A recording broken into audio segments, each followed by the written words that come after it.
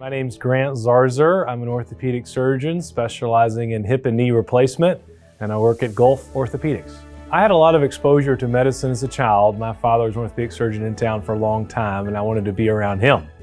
And then I got to know how well his patients did, and it kind of is a dream to help people walk again without pain. And so I've got my dream job, and I've wanted to do it since I was a small child, and I'm thrilled to death to have it. I'm born and raised from Mobile and did my undergraduate training at the University of Georgia, and did my medical school and residency at South Alabama here in Mobile.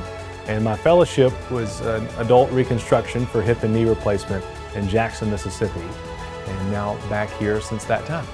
My orthopedic philosophy is how can we best help the patient with whatever ailment they have as fast as possible. We have so many patients that are active and want to get back to being active, and so our goal is to take whatever step necessary to get them back, whether it's physical therapy or other conservative treatments, or if it needs surgery, whatever we can do to get a patient back to spending time with their loved ones, their family, running around with grandkids, or on a soccer field or a basketball court, that's what we're going to try to do.